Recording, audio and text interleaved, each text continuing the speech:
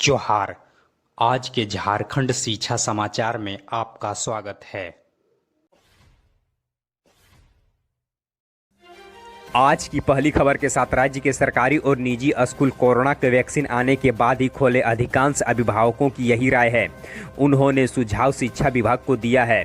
दरअसल शिक्षा विभाग ने शुक्रवार को कोरोना काल में स्कूल खोलने के लिए 30 जुलाई तक अभिभावकों से सुझाव मांगे हैं। स्कूली शिक्षा व साक्षरता विभाग और झारखंड शिक्षा परियोजना परिषद के वेबसाइट पर दिए गए लिंक में अब तक राज्य के 46,000 अभिभावकों ने अपने सुझाव दिए हैं, जिसमें 80% अभिभावकों से अधिक लोगों ने वैक्सीन तैयार होने के बाद स्कूल खोलने के पक्ष में हैं। वहीं कुछ ने अक्टूबर-नवंबर तक स्कूल खोलने पर अपनी सहमति जताई है। पिछले 3 दिनों में राज्य के 46,000 अभिभावकों ने अपने सुझाव दिए हैं, जिसमें अधिकांश का कहना है कि बिना वैक्सीन के स्कूल खोलने से बच्चों के संक्रमण के खतरा बढ़ जाएगा। इससे महामारी सामुदायिक प्रसार की भी आशंका बढ़ जाएगी। एक और बड़ी खबर में केंद्रीय माध्यमिक शिक्षा बोर्ड यानी CBSE ने सभी स्कूलों से मनोदर्पण अभियान का लाभ उठाने के लिए कहा है। इसके तहत राज्य के छात्रों, शिक्षकों और अभिभावकों को मानसिक स्वास्थ्य को बेहतर बनाया जाएगा। लॉकडाउन के कारण पिछले 4 महीने से स्कूल बंद है।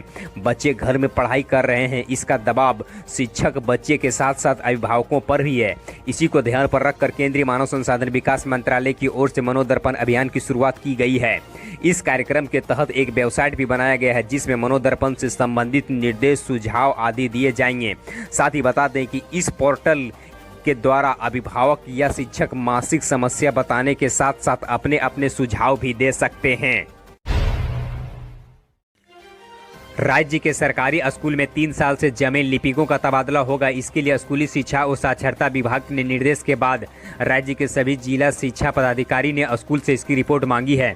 राज्य के सभी स्कूलों को प्रमाण पत्र देना होगा कि उसके यहाँ कार्यरत लिपिक पिछले 3 साल से ज़्यादा समय से उन स्कूल पर कार्यरत हैं या फिर कम समय से। इसके आधार पर संबंधित स्कूलों के लिपिक का हस्तांतरण किया जाएगा।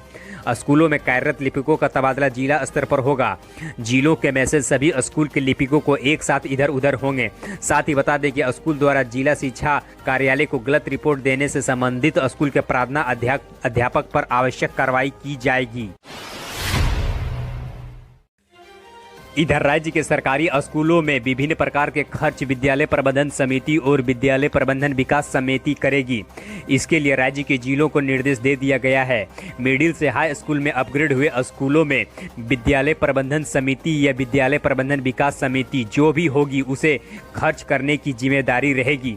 वहीं अन्य स्कूलों में विद्यालय प्रबंधन समिति पर ही खर्च करने की जवाबदेही रहेगी। इसके अलावा वैसे स्कूल जिसका विलय दूसरे स्कूलों में हो गया है वह की विद्यालय प्रबंधन समिति समाप्त हो जाएगी। ऐसे में संबंधित समिति के खाते में अगर राशि चल गई है तो उन्हें वापस करना होगा। इससे संबंधित निर्देश राज्य के सभी स्कूलों को दिए जा रहे हैं।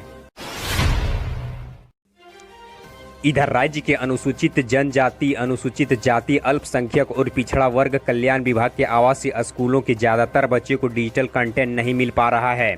कल्याण विभाग के हाई स्कूल में जूम ऐप की पढ़ाई की व्यवस्था शुरू से की गई है, लेकिन गिने चुने छात्रों को ही इसका लाभ उठा पा रहे हैं। राज्य के 143 आवासीय विद्यालयों में 7 एकलव्य, 11 आश्रम और 125 आवासीय विद्यालय हैं। वहीं इस साल 13 नए एकलव्य विद्यालय भी खोले जाने हैं। कोरोना महामारी में लॉकडाउन की वजह से कल्याण विभाग के स्कूल भी बंद कर दिए गए थे, लेकिन इन स्कूलों को बच्चों को नए डिजिटल कंटेंट की उपलब्ध कराने की कोई व्यवस्था नहीं की गई है। सिर्फ जूम ऐप के जरिए हाई स्कूल में पढ़ने वाले बच्चों के लिए ही साधन उपलब्ध हैं। इधर राज्य के कोल्हान विश्वविद्यालय ने UG में नामांकन के लिए चांसलर पोर्टल को अनिवार्य कर दिया है, लेकिन कोल्हान विश्वविद्यालय के अंतर्गत आने वाले आधे कॉलेज ग्रामीण क्षेत्र में आते हैं। ऐसे में इन कॉलेजों के छात्रों को ऑनलाइन में कई दिक्कतें आ सकती है। यहाँ नेटवर्क की समस्या को देखते हुए विश्वविद्यालय ने इन छात्रों को ऑफलाइन फॉर्म भरने के लिए भी सुविधा दी है। हालांकि इन छात्रों को पहले ऑनलाइन ही फॉर्म भरने होंगे, लेकिन वैसे छात्र जो ऑनलाइन फॉर्म नहीं भर सकेंगे उन्हें ऑफलाइन फॉर्म भरने का मौका उपलब्ध कराया जा रहा है। इन कॉलेजों के प्राचार्य को इसके लिए दिशा निर्देश जारी कर दिया गया है। इधर नेशनल टेस्टिंग एजेंसी ने 6 सितंबर को जेईई मेंस व यूपीएससी के एनडीए की परीक्षा में शामिल होने वाले विद्यार्थियों से 31 जुलाई तक विकल्प मांगा है। एनटीए के डीजी डॉक्टर विनीत जोशी के मुताबिक जेईई मेंस की परीक्षा इस वर्ष 1 से 6 सितंबर के बीच 2 शिफ्टों में होने वाली है।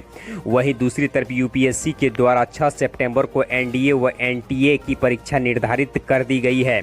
जो विद्यार्थी जेईई मेंस व एनटीए की परीक्षा में शामिल होने चाहते हैं, वैसे विद्यार्थी एनटीए जेईई मेंस के आधिकारिक वेबसाइट पर जाकर फॉर्म में दिए गए कॉलम को अपडेट कर 31 जुलाई के रात 11:30 बजे तक अपना अवगत कराएं, ताकि दोनों परीक्षाएं क्लैश नहीं हो। साथ ही बता दें कि संशोधित फॉर्म फैक्स या ईमेल में भेजने पर स्वीकार नहीं किया जाएगा।